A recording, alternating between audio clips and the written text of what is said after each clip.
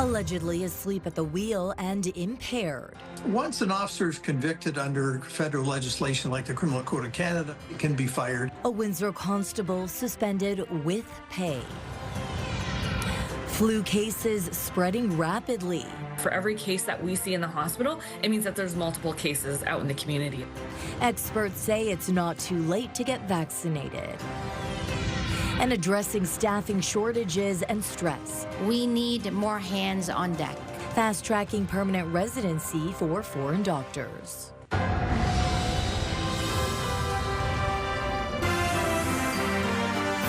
CTV News with Stefanie Masotti. Good evening, and thank you for joining us both on CTV Windsor and AM 800.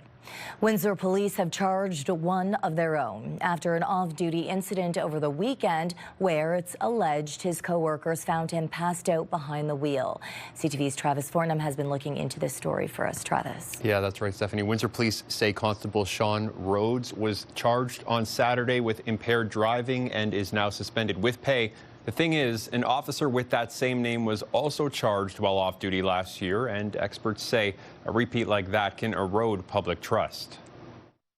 In the early morning hours on Saturday, December 6th, Windsor police say they found a vehicle stopped at Jefferson and Tecumseh. The driver, an off-duty police constable, allegedly asleep behind the wheel. Police allege that when officers woke him up, he took off. They didn't pursue, but say they found him a short distance away, again asleep, and arrested him without incident. Constable Sean Rhodes now facing 3 charges, including impaired operation and fleeing from police. CTV News has also learned a Windsor police officer with the same name was charged in July of 2024 after allegedly refusing to provide a breath sample during a traffic stop. CTV asked Windsor police to confirm whether the 2 Constable Sean Rhodes were the same person, and if so, whether he was still under suspension at the time of Saturday's arrest. The service did not answer, saying only they won't provide further information while the case is before the courts. People won't remember the 12 lives that were saved in the last year or whatever great successes the police had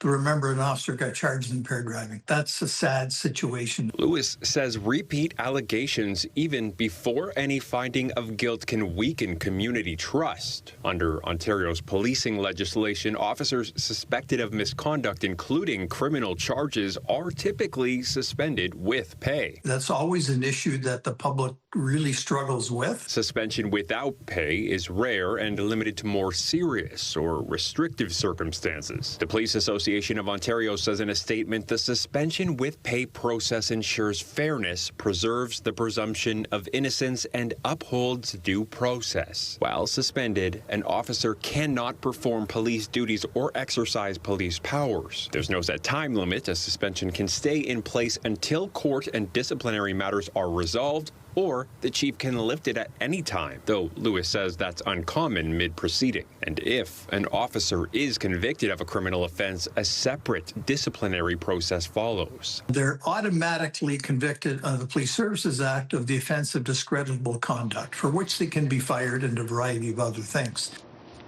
In a statement sent to CTV News, a spokesperson for MAD, Windsor and Essex County says they're very disappointed by this, saying in part, officers witnessed the harm caused by impaired driving more than anyone else. Stefanie. Okay, Travis Fortnum with our top story tonight. Thank you for this, Travis. Thanks.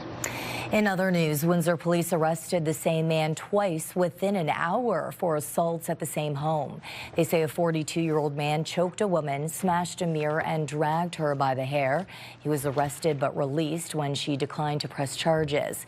He then returned, kicked in the door, assaulted her again, and stole her phone. This time she did lay charges.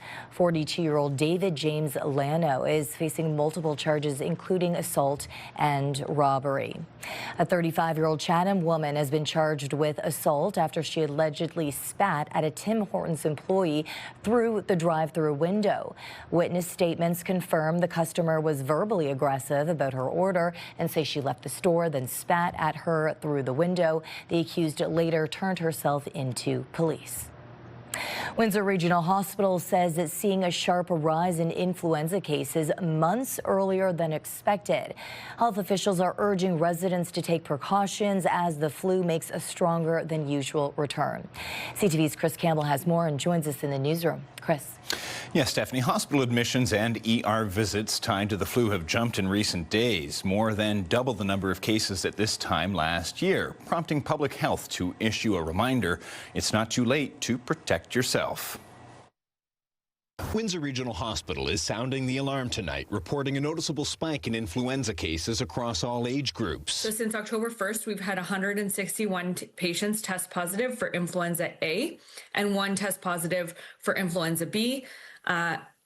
As people may or may not know, influenza B usually spikes after influenza A, so more like February, March. Public health says the flu is circulating widely, with the H3N2 strain dominating tests. New federal data shows a spike of positive lab tests across the country, upwards of 61%. We see a significant increase in the number of transmission based on the wastewater surveillance data that we have in hand. Obviously, weather's getting colder, everybody's getting inside, everybody's getting closer. Local pharmacies are also seeing the impact, from more people seeking flu shots to rising demand for over-the-counter medication. A lot more requests for flu shots, that's for sure. It's been really hard to get this year. This year's been somewhat problematic. Usually it's been pretty smooth. This year's been a little bit more sketchy.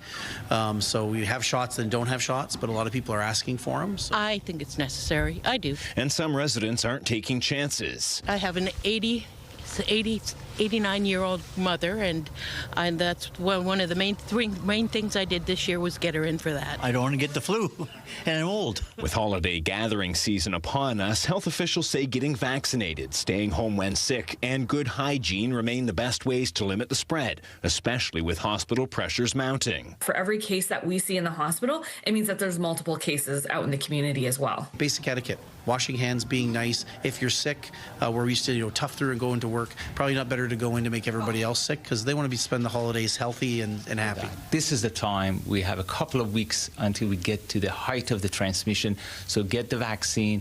If you haven't had the chance to get the vaccine. The health unit says the flu shot remains widely available across Windsor, Essex, and even getting it now can help reduce severe illness over the rest of the season. The full list of flu shot clinics and participating pharmacies is posted on the health unit's website. Stephanie? Okay, thank you for this. Chris Campbell tonight. So here's our question of the day. Have you gotten or do you plan to get the flu shot? Go to our website to cast your vote, ctvnewswindsor.ca. On Friday, we asked if you think you are a safe driver. Out of almost 3,000 answers, 68% say they are not. With the number of patients up, Canada is now looking at a new express entry category for foreign-trained doctors. Canada's immigration minister says it's all about more hands on deck to address frontline shortages and stress. CTV's Michael Couture on the changes and the criteria for admission. Nearly 6 million Canadians do not have a primary care doctor. While the numbers have improved in the last 3 years, the government is trying to keep more physicians in this country. We need more hands on deck. In an effort to bolster the number of doctors in this country, the federal government is opening a new system to fast-track permanent residency for doctors who are working in Canada. Many of these doctors are already treating patients in our communities. We cannot afford to lose them. The program creates an express entry category for international doctors with at least 1 year Canadian experience in an eligible occupation. The federal government is reserving 5,000 spots for provincially nominated doctors, and those healthcare workers will get expedited 14-day work permit processing. The measures come as a major national survey shows more Canadians have a family doctor or nurse practitioner compared to 3 years ago. 5.9 million Canadians still don't have primary care, but those that do struggle with getting a timely or urgent appointment. Less than 50% reported being able to get that. So we still have a long way to go in terms of providing timely care and care when people need it, even for those who do have a family doctor. A past president of the Canadian Medical Association also wants to see logistical barriers moved out of the way. I want to make sure that we're getting rid of any red tape, any barriers to having physicians moving around the country to help where needs are greatest, for physicians who are coming in from other countries to be able to contribute to the system. The immigration minister says provinces and territories will be able to start nominating physicians for the Express Entry program in early 2026. Mike Lecouture, CTV News, Ottawa. Meanwhile, Canadians traveling to the U.S. are facing new rules at the border after American President Donald Trump signed an executive order for stricter requirements for foreign visitors. We regret that we're not going down in a sense. We met some great people, some great Americans, some great Canadians at the RV parks we stayed at, and we enjoyed our stay down there. Under the order, the U.S. Department of Homeland Security must ensure that all non-Americans staying in the country for more than 30 days register with the government. The new measures that come into play December 26th expand security screenings, including mandatory fingerprinting and photographs for visitors. CTV meteorologist Gary Archibald joins me now for the first look at the weather tonight. Gary, we're talking about snowy, windy, and cold conditions. You're right about that. Combination of all of those elements. Good evening, folks. We're in the lull right now. One storm sliding up the Atlantic coast, the other one working through the state of Minnesota, headed our way. As we zoom in, we'll find relative quiet tonight, but the winds will pick up overnight into tomorrow morning. Tomorrow morning's commute, some snow, perhaps starting in Windsor, say around 8 a.m. and working from west to east. We'll see the 401 and all of the corridor arteries on the roads. Looking at 5 centimeters of snow between here and London, Kitchener, Waterloo before it's all done. I'll break down if we'll see even more snow for the rest of the week. It's all coming up. The province plans to invest $20 million to install concrete barriers at childcare centers. As CTV's Siobhan Morris reports, the fund is named in honor of a toddler who was killed after a car smashed into a daycare earlier this year. It was a moment of unspeakable tragedy, hard to comprehend. A driver crashed through the window of a Richmond Hill daycare and barreled deep inside. 6 children and 3 adults were injured. A 17-month-old boy killed. Today, the provincial government took steps to prevent this kind of loss. In Liam's honor, we are investing $20 million to launch the Liam Riazati Memorial Fund. This is a program aimed at daycare starting up early in the new year. Community-based childcare operators will be able to access a simple application process that will make it easy for them to arrange the delivery and installation of the barriers that will be supplied free of charge. Immediately after the crash, Calandra ordered parking lots in front of large windows like this one closed off. Operators have said they need help to improve safety. $20 million really is a start. We wanted to be able to get out there and look at those locations that have the most pressing needs. Open to adding more funding, while the government looks at other changes. We'll be consulting with the sector to look at ways of improving safety and security outside and inside. Ultimately, I think in the long term, we're going to be looking at bollards and different ways of protecting the child care centres. Consultations are expected to take a few months, with legislation to follow. But Calandra says many operators have already made changes on their own. Siobhan Morris, CTV News. How loud is too loud? That's the question the town of LaSalle is answering after neighbors complained the recording at the LaSalle Loop is too loud. The town of LaSalle has received a few complaints after the noise level of a safety alert message played on the speakers prior to the cleaning of the trail. LaSalle Mayor Crystal Meloche says a tone alert could be heard from blocks away. She says because the rink was busy during the first 2 weekends, the tone was more prominent.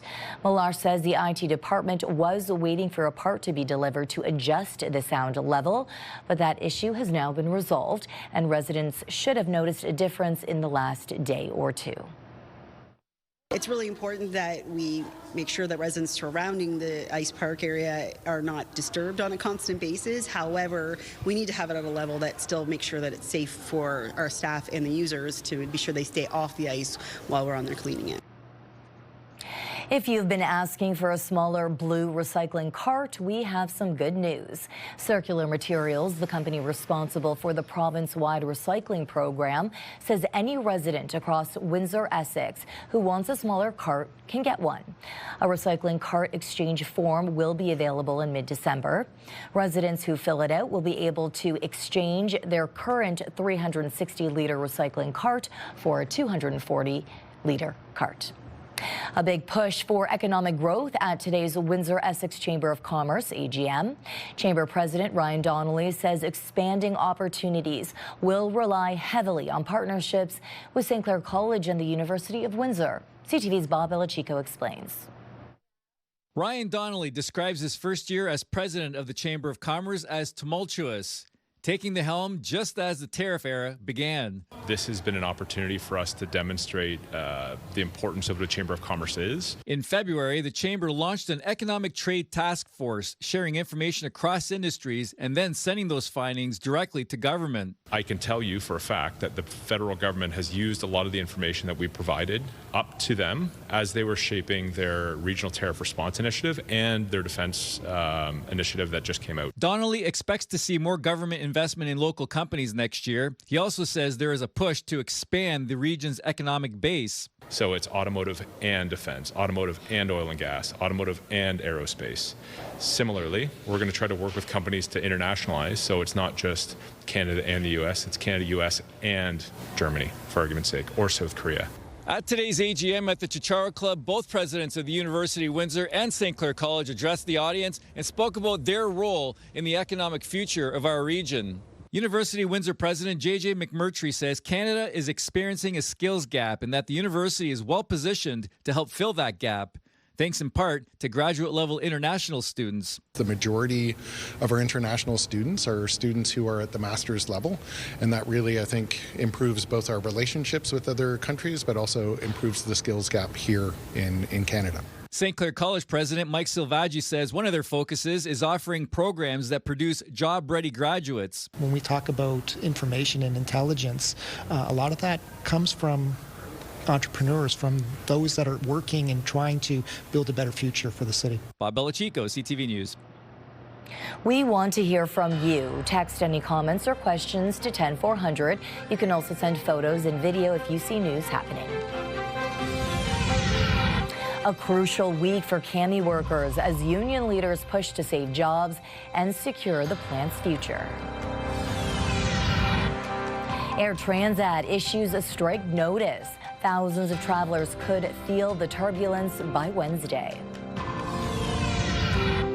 And crossing the border to shop. Tomorrow, more Americans are taking advantage of exchange rates and Canadian sales to stretch their dollars further. That's tomorrow at 6 on CTV News.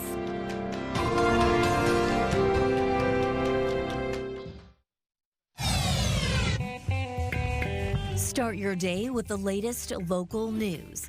By signing up for our newsletter, you'll get direct local content straight from CTV Windsor to your inbox, including top stories, the forecast, and videos. You can sign up at ctvnewswindsor.ca.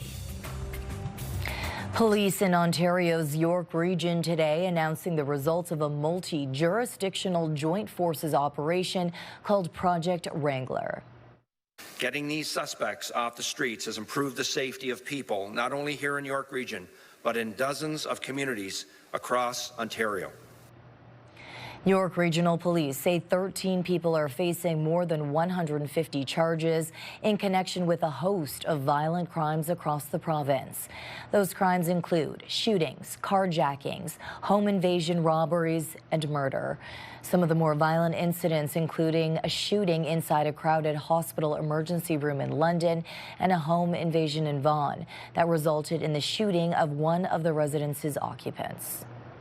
The clock is ticking for the future of GM CAMI and its 1,200 employees. The union representing workers say a plan to keep some people working could be revealed this week. CTV's Sean Irvin has those details. It has been a whirlwind for union leaders fighting to secure the future of GM CAMI Automotive. It has been a tough time talking about your plant when so much hangs in the balance, including the livelihoods of more than 1,000 unionized workers. Next week, they will learn more about future options on the table. The union says the plan will include 26 weeks of pay for those not recalled within the next month. A small number of workers will be retained to monitor the plant. Other options include retirement and severance packages. But perhaps the most significant news from the union is the potential for a new deal to retain more employees. Just how many more is unclear. CTV News reached out to plant chair Mike Van Bokel to learn more, but for now, this is all he has offered publicly to his members. We are currently in pretty big talks with GM right now that I cannot comment on, but hope to have an announcement hopefully by next week to keep some of our members working. Workers are being told to make their choice by January 7th. The fast-moving pace matches the current environment of the auto sector, according to a supply chain management expert at the Ivey School of Business. Fraser Johnson is blunt in his assessment. The trade battle that we're having with the U.S. represents an existential threat to our auto industry and Canada as we know it today. He concedes it's tough news for CAMI workers and those at supplying plants. The problem with Ingersoll is that GM is hesitant to make a product allocation decision because they don't know what the future looks like. Still, Johnson, a self-described optimist, believes GM, Ford, Toyota, and Honda will do everything they can to keep their plants operating in Canada. But there comes a point. Do you ever see a scenario where they'd mothball this plant and just walk away? Well, if I could phrase it this way, Sean, that I think that General Motors would reluctantly do that if the economics just didn't make sense. Ultimately, Johnson believes the CAMI plant and its workforce will remain viable after the current period of turmoil passes. There's no reason why that plant can't be productive and profitable for General Motors, but it's just the economic uncertainty that's creating the problem right now. Sean Irvin, CTV News. Get ready to see Air Transat grounded. Its pilots are poised to walk off the job early Wednesday morning. The airline is already suspending flights and shutting down operations. CTV's Heather Wright on the last-minute negotiations to avoid travel turbulence. Travelers at Toronto's Pearson Airport checked into their flights this afternoon with an added bit of uncertainty. A little bit nervous, but I'm hoping everything will be okay and we'll be home next Monday. The union representing Air Transat's pilots has issued a 72-hour strike notice, with pilots poised to walk off the job early Wednesday morning if an agreement is not reached. I mean, it is what it is. I mean, it's not really much we can do about it. In anticipation of a strike, Air Transat has begun bringing its passengers back home. The airline says flights have been operating as usual today, but it's not clear whether flights will be canceled Tuesday, which the airline had said was possible. The two sides have been in negotiations for nearly a year, and experts say the timing of this strike notice is no accident. They're doing this because this is the period of time where Transat is making its most money. It's the busiest time of the year for Transat. Planes are full, fares are high. The two sides remain at the bargaining table, with ALPA, the Airline Pilots Association that represents the 700 Air Transat pilots, saying in a statement, while some progress has been made, there is still work to do. We are working tirelessly to reach an agreement that achieves the collective priorities of our group. Air Transat says it has offered its pilots wage increases of 59% over the next 5 years, a number the union has called creative accounting. The union's demands are considered unreasonable, and its premature actions carry serious consequences for customers, the company, and its 4,300 other employees. Air Transat has struggled financially over the last several years and has not turned an annual profit since 2018. Asked last week if the federal government would intervene if Air Transat pilots hit the picket line, Jobs Minister Patty Hajdu declined to answer, calling the question hypothetical.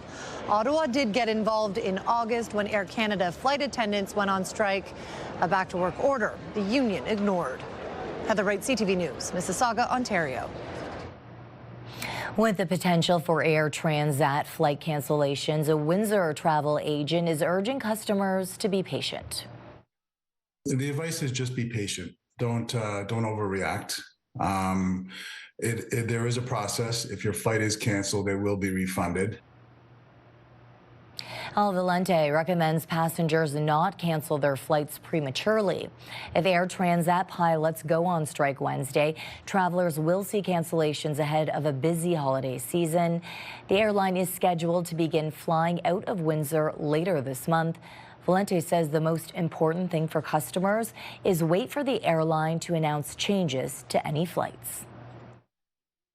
If your flight gets canceled, you will get refunded. It may take some time. As you can understand, there's going to be a backlog of refunds if that is the case. But you will be out of a flight, and it may be difficult to find a flight at this time of year, unfortunately. New data shows more people are employed in Windsor-Essex than ever before. These are the best employment numbers we've ever had in Windsor-Essex. We've set records for the most number of people working.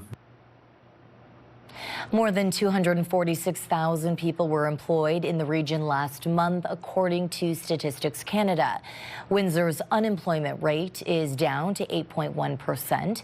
Now, this comes after recording the highest jobless rate in the country earlier this year. Workforce Windsor-Essex CEO Justin Faulkner points to the return of a third shift at Windsor Assembly as the economic driver. So it encourages, people go out to eat, they, buy more retail, they just, shop more, they'll clean their windows, they'll they just purchase services that they may not otherwise would have, any other day of the month.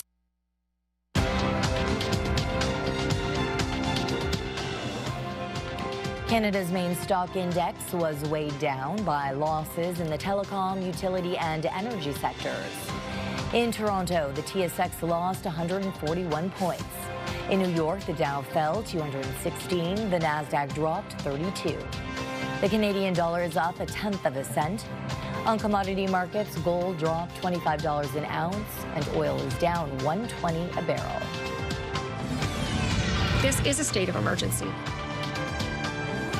As the homelessness and addictions crisis grows, more politicians are seeing the reality firsthand and demanding action.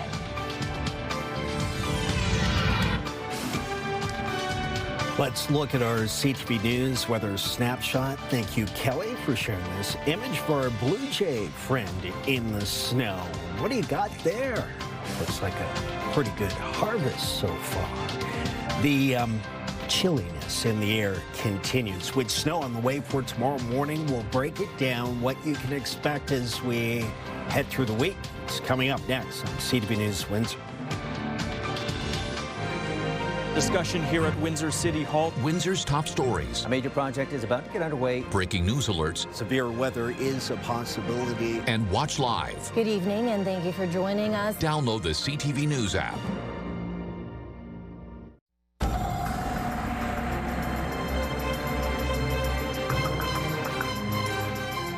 Frigid conditions out there. Joining me again with an extended look at the weather is Gary.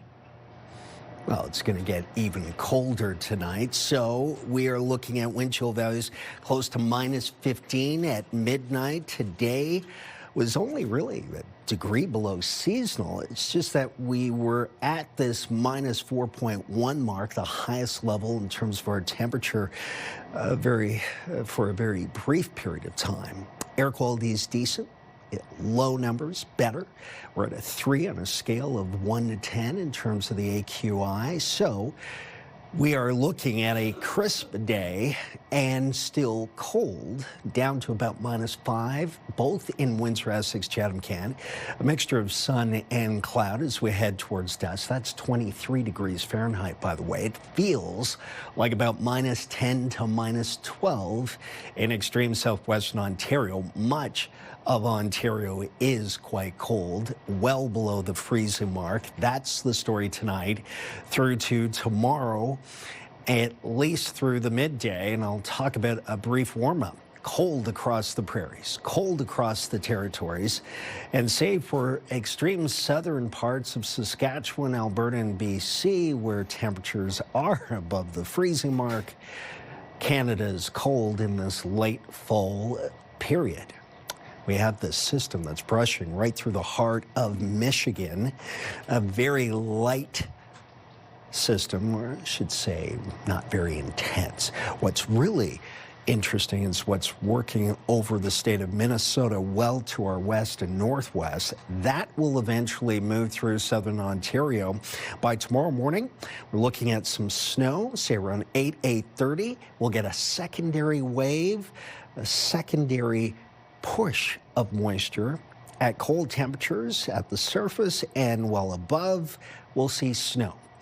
About 2 to 5 centimeters in the next 24 hours for us here in extreme southwestern Ontario. And then we're looking at some rain Wednesday and then snow, a return to snow. So we'll warm up enough where we could get very light showers, and that means rain and freezing rain. Ice pellets a possibility Wednesday. Here's the breakdown tonight. Partly cloudy conditions through to midnight, feeling like -10 at midnight. And actually, that's the actual temperature. Feels like about -15. The Intercare 7-day forecast calls for snow tomorrow, high +1, then +3, a rain-snow mix Wednesday, flurries, and into the minus category as we head towards Friday, Saturday, Sunday, and Monday with an average temperature around -4, which would be seasonal. It's just going to be cold, and the wind chill value is making it feel much colder. Lifetime, brought to you by Safeguard Medical Alert Systems. Ontario's NDP leader made stops in Windsor this weekend that included serving meals at the downtown mission. No question. It's just like what we're finding in a lot of the province, but Windsor's got, some big issues, certainly around homelessness, mental health and addiction, housing, and just the affordability crisis, which is hitting a lot of people. Mart Stiles and Windsor West MPP Lisa Gretzky spent an hour handing out meals.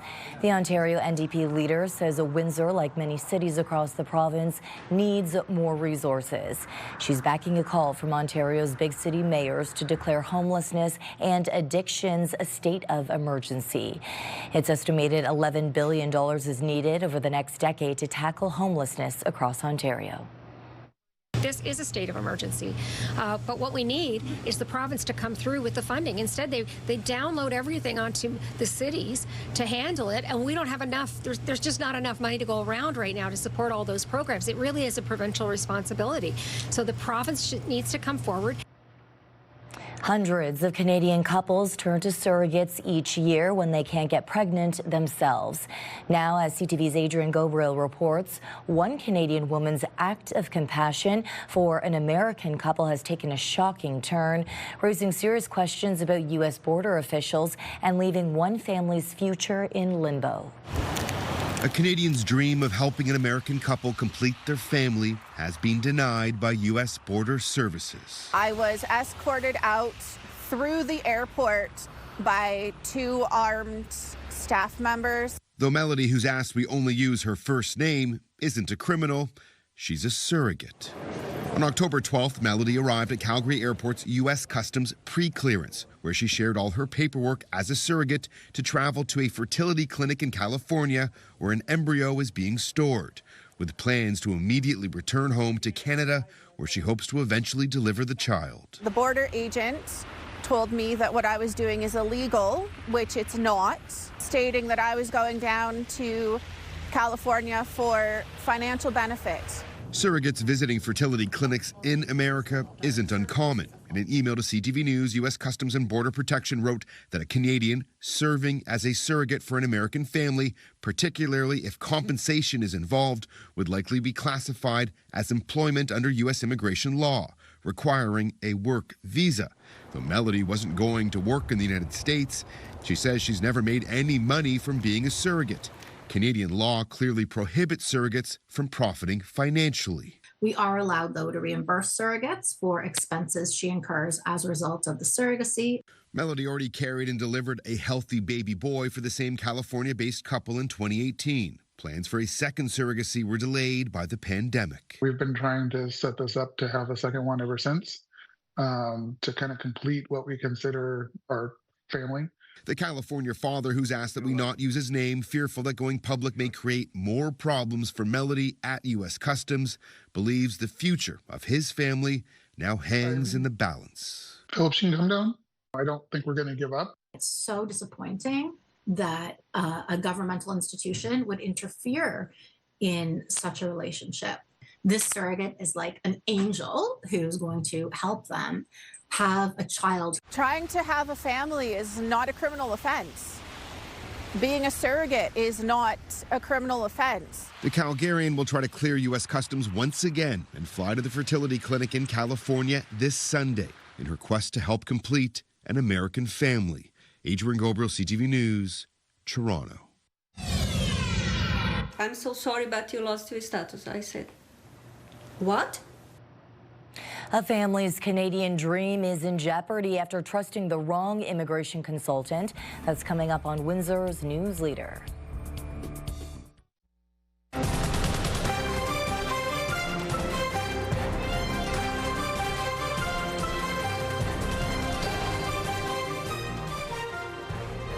Now to a cautionary tale with tragic implications. A family who moved from Brazil to Canada 9 years ago is now facing deportation after the licensed immigration consultant they placed their trust in failed to do her job properly. CTV's Judy Trin reports. So you hired her in 2023. The life Paolo and Lyra Mira built in Ottawa is unraveling. They first arrived from Brazil in 2016 as a family of 4. It grew to 5 with the birth of their youngest daughter. Now they're being ordered to leave Canada. I don't want to go back to Brazil because I have my life here. Sorry, this situation is killing me. 2 years ago, Paolo, a temporary foreign worker in construction, hired an immigration consultant to help them get permanent residence. They paid Ana Raquel Perdomo about $3,000 to take care of the paperwork, including renewing work permits. Paolo documented all the calls and emails that were not returned and the excuses. After 6 months, Ana answered my email. Oh, now I have a paralysis in my face, in my. But you go, my goodness. Later, the Miras learned the College of Immigration and Citizenship Consultants had revoked Perdomo's license for being unresponsive with another client. That's when Leila called federal immigration officials. I'm so sorry, but you lost your status. I said, what? Their temporary resident status had expired 3 months earlier. They weren't informed that biometric fees were needed to process their new work permits. Now the Miras are relying on friends to stay afloat. Without status, the couple and their eldest daughter were forced to quit their jobs. It feels like you're at the top of a cliff, not knowing if you'll fall or if you'll be saved. CTV News tried to reach Perdomo by phone, by email, and over social media. She didn't respond to any of our queries. Immigration experts say this ultimately comes down to buyer beware, that there's little the Miras can do except for returning to Brazil and reapplying for a work permit. Judy Trin, CTV News, Ottawa.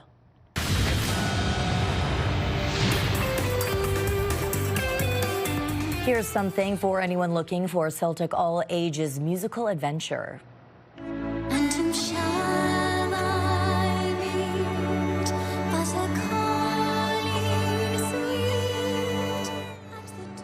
It's tradition with a twist. The world-famous Celtic Woman is bringing their tour A New Era to Caesars Windsor on April 17th. From bagpipes to the quartet, promises to fill the Coliseum with Celtic harmonies and high-energy dancers. Tickets go on sale Friday. Hands for a Cause is back for its 22nd year. Join us as we broadcast live from Devonshire Mall. We'll be collecting cash and non-perishable food items for the Society of St. Vincent de Paul. We need your help, generosity, and goodwill. Visit us online for more information. This is your CTV Windsor Our Community Calendar. December 10th, the Salvation Army Windsor Center of Hope invites you to the annual Community Christmas Dinner. There are no tickets for this event, but seating is limited. See you next time on Our Community.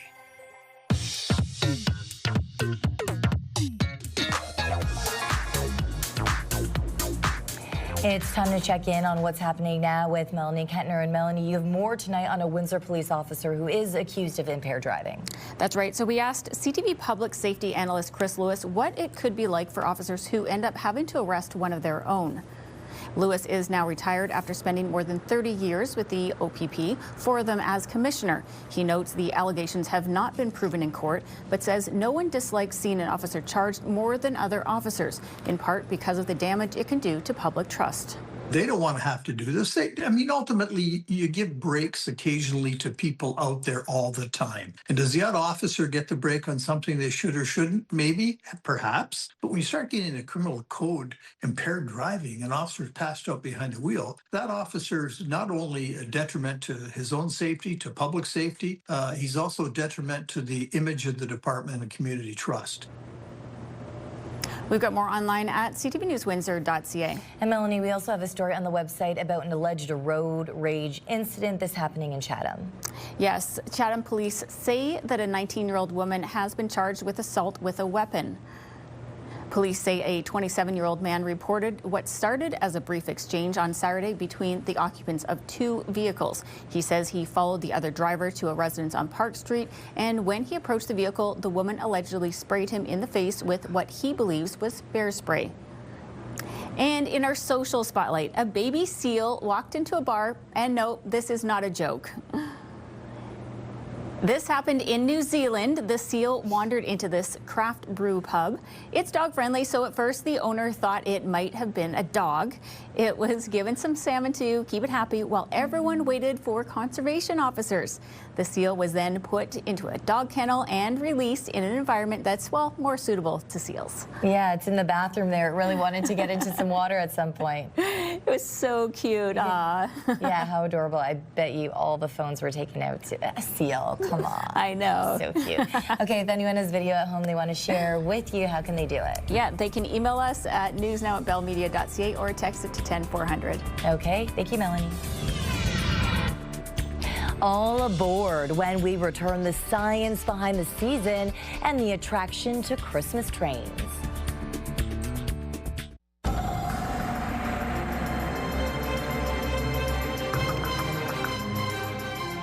Gary, I know some people have been planning to get their real trees, maybe heading out to Sloan's, for example. They're going to have to bundle up if this week is on the agenda. I know some people. Extra layers, certainly. Freezing temperatures and wind chill values in the minus teens late tonight into early tomorrow morning. And note the Detroit River with some ice flows there. Very dangerous, obviously. Potentially, of course, we can avoid that by just staying out of that water. No doubt.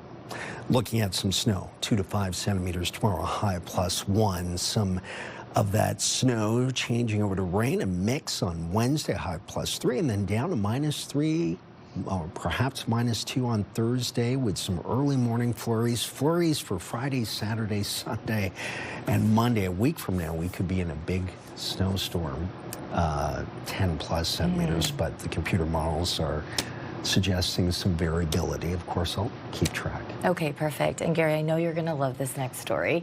From the Polar Express to a train around the Christmas tree, steam engines are often a symbol of Christmas. Now, one Canadian exhibit is explaining the science behind the locomotives and their connection to the holiday season. Here's CTV's Garrett Berry. For the young and the young at heart, there's just something about a model train that sparks the imagination. People love miniatures. It allows you to kind of control a world, and the intricacies of models too, I think people find very interesting. You may never have seen them quite like this on display at the Geo Center in St. John's. I think I like the detail, and the artistic aspect of it is very interesting to me. I've always had a background in art, and I think this really facilitates that well. For the collection's second year, staff at the Geo Center have added 5 new displays through their model train presentation, called Science in Motion. It takes months of planning to perfectly place these miniature versions, and all the effects that make the experience complete. You get the volcano rumble, but more importantly, you get the volcano smoke. So kids love this one. We were having to refill the fog fluid more than we anticipated because, you know, who doesn't love to make a bit of smoke, right? You will also find a few science lessons along the way on friction, the steam engine, electrical circuits, and everything else that makes these machines tick. Even down to the design and engineering of the wheels and how they stay on the track. So we created some interactives around those components. So hopefully, along with having fun and pressing buttons and seeing the train go around and making the volcano rumble, they're going to learn a bit of science as well. It's been a small bump to the Science Center, which brings in about 50,000 people each year. And in this display, there's a lot of little somethings for parents and children to get on board with. Garrett Berry, CTV News, St. John's. So interesting. Love it. I will bring my kids one day, but they're too young right now, and I think that they would destroy everything, but so interesting. Wow. Yeah, Christmas and trains, two of my favorite things I've always loved. I gifted my very first train set to one of my godsons many years ago to pass it down the line. Just thinking about it makes me tear up. And those gentlemen being interviewed, a dream job right there. Yeah. Very lucky. I'm loving that. Hey, maybe I'll try trains in my Christmas tree this year. Yes, without a doubt. Take a photo and send it into CTV News. Okay. On behalf of our dedicated team here at CTV News Windsor, thank you for watching. For updates throughout the evening, go to ctvnewswindsor.ca. And the two of us will be back with your only late local newscast tonight at 11. See you then.